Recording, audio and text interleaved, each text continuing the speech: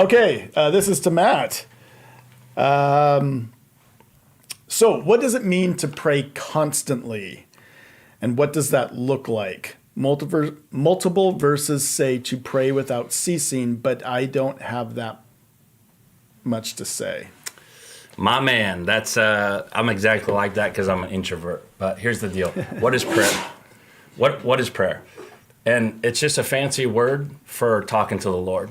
And so it comes down to a personal relationship, and disconnect the religious thing that people call prayer versus the personal relationship.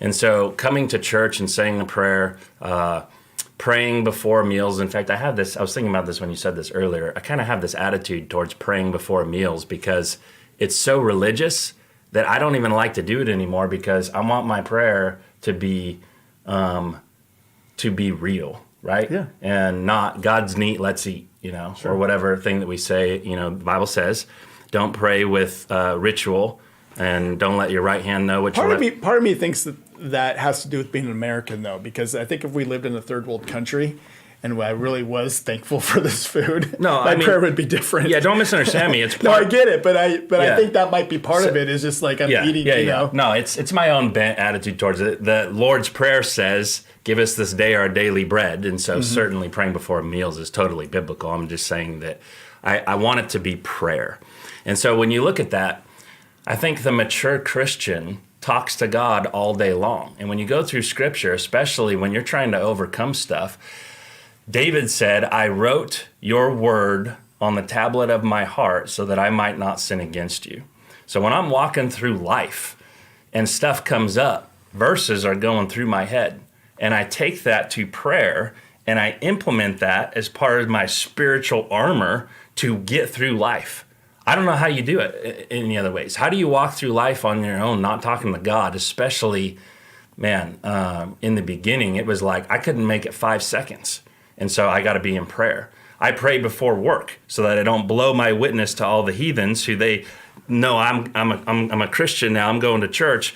Lord, please don't let me drop any F-bombs today. I need your strength. Like, I can't even go into work without being in prayer. Then I'm in prayer talking to him. Is that walking into church as a pastor, or is that walking to the gym? Yeah, sorry. That's way before I got, context is key. When I got saved, I was working on a Harley Davidson shop. Okay. And so they cuss like sailors and you're throwing wrenches and stuff. And so then I get saved. Struggling to walk into church as a pastor. Please don't let me swear. I do have these dreams, not dreams, but hidden fear that when you're up on the pulpit, especially like Sunday morning, that you're going to get into like this tongue twister thing and something's going to come out and it's going to be like this awkward moment or whatever. Like, that's one of my hidden fears, but little tongue in cheek.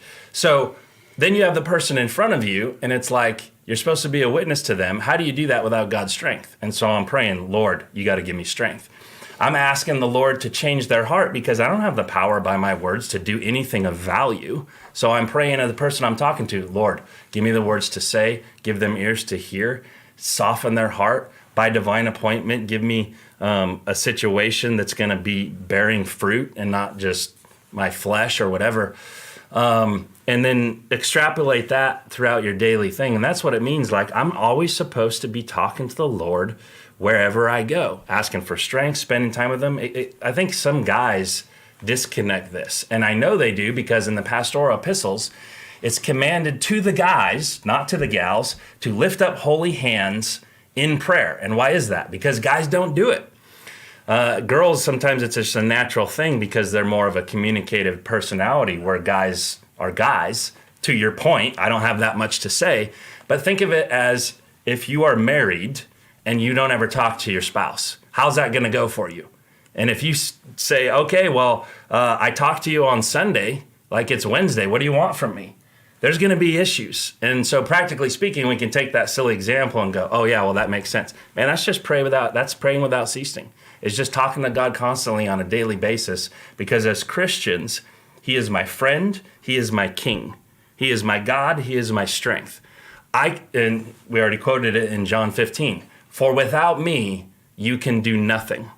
Well, what does that mean? I can do the little things but I need to be in prayer on the big things like getting married, buying a house, getting a job, that type of thing. No, I can't do anything. I'm a moron without Jesus. And so I got to pray to him constantly to keep me out of trouble, to keep me focused, to keep me in his will. And that's just from a personal relationship. And back to the beginning, mature believers get this. You'll see mature believers praying all day long. Maybe you're going down, driving through. I like to, my favorite time to talk to the Lord is when I'm driving, because I like to think.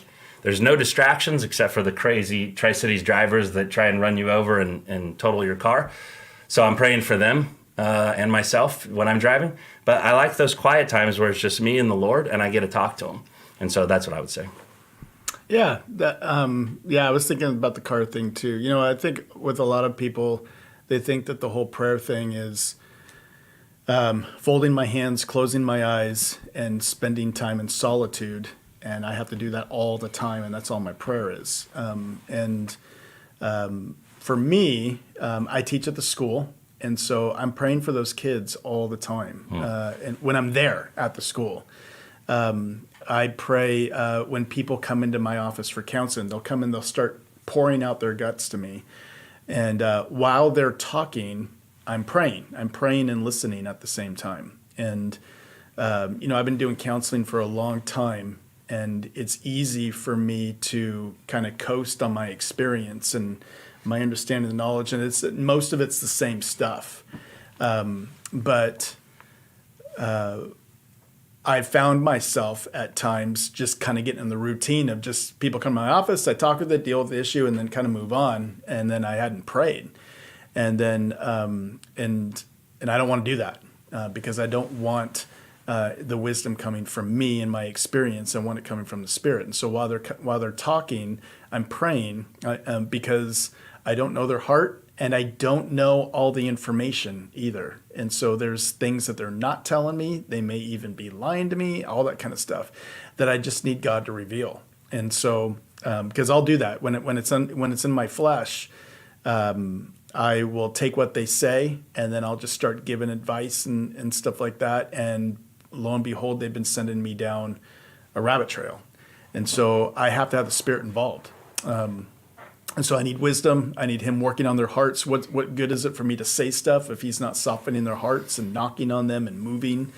And so when I'm doing counseling, I'm praying the whole time. And when I'm on the road, when I'm working, like he mentioned, working on motorcycles and stuff like that. When I'm working, I'm worshiping, which is prayer too, right? And so, the Lord is just with me all the time, and I'm talking to him. There are times where I'm doing worship and then this nasty thought will enter my head, and I don't know where it came from, but it'll just enter in, and then I'll go, Lord, and I'll sit here and I'll dwell on that thought for a long time, and then I'll catch myself, and then I'll just talk to the Lord. I'm like, Lord, you heard that thought, I'm sorry. And then I'll start praying for maybe it's somebody or something or whatever, and I'll just start praying to the Lord about that, but just constantly, Matt brought up in his car, I'm talking to the Lord all the time, but not even necessarily directly,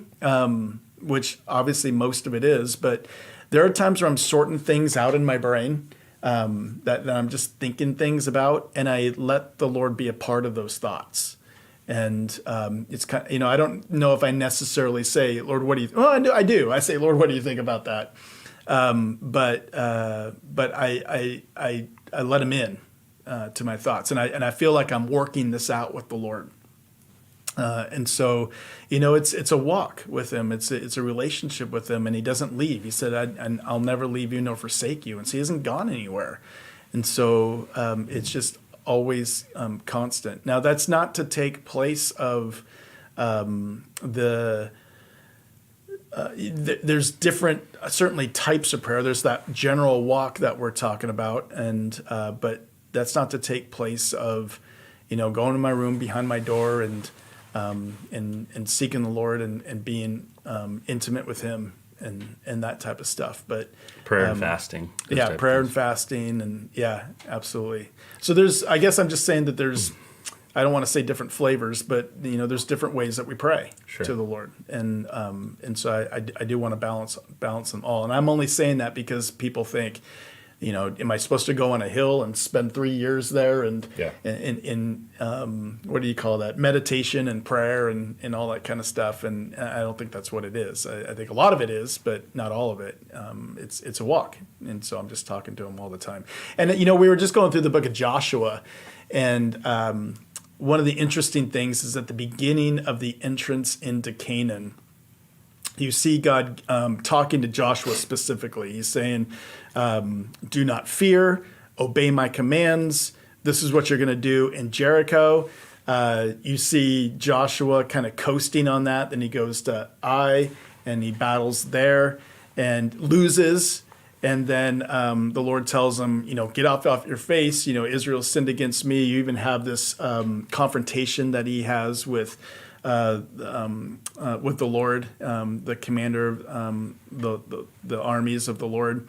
Yet you see that confrontation. But then there gets to be a point where God just gives them the command. I think it's Joshua 14 or something like that.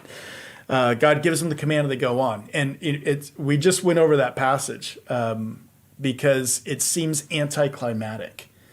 Everything prior to that passage where they just go in and just destroy everyone, everything before that it's dramatic. Jericho is dramatic. Ai is dramatic. The Gibeons, dramatic. The deal with Achan, dramatic. There's all these dramatic things, the memorial stones, the circumcision, the crossing the Jordan, everything's dramatic. And then it gets to this one battle, and it's just like, okay, they just go and they fight it, right? And what's significant with that is that, there are times in my life as an earlier believer where God was just moving and doing big things. And it was just confirmation and all that kind of stuff. And then I became more mature, I guess, in my walk with the Lord, and it just became steady. Like, I don't need the big dramatic things anymore. I'm just doing what he's told me to do. And so there's an element to that. And I think a lot of times people think that everything spiritual needs to be something dramatic. And there's much of my life that's just doing my job. It's just so much of what I love about my relationship with my wife. There's certainly the stage of honeymoon and the butterflies, and then there certainly are those great periods of time that we have where there's arguments and you fight and you make up. Those are great things. But man, a lot of the joy that I have with my wife is just kind of the steadiness, and that's how it is with the Lord too. A lot of it is just steady and good, and I think that's how it's supposed to be, where we think it's supposed to be, climatic all the time or high all the time. But keep in mind that even when Peter, James, and John went up on the Mount Transfiguration, they had to come down. And so you're going to have a balance in your prayer life is all I'm saying. One of the wisest pieces of advice I got from somebody was that he said that if you're not doing this, you're arrogant. And I'm like, well, come on. If you're not doing what? If you're not in prayer constantly, if you're not waking up in prayer and you just go about your day, that you're arrogant. And I'm like, well, come on, man. Like, I'm not arrogant just because I don't say a prayer before I, do stuff. And his point was, you think if you're not doing that, you think you can do this on your own. Mm-hmm. And my eyes were open, because whatever your statement is or not, if you're not doing that, it's because you think you can do it on your own. Yeah. And I've been doing youth ministry for 20 years, and I have learned that lesson over and over and over. I have these moments that things are awesome, and then I think, I can do this because I've done it before, and then I fall. Totally. I got story after story about all that, and so I have to be in prayer. I have to be dependent on the Spirit and walk with the Lord. And it's so funny because it's just it's illogical otherwise. Right? It's like I was doing this thing on my own and it didn't work that well. So I gave my life to the Lord and now I go back to doing it. We're so dumb. That's what it is.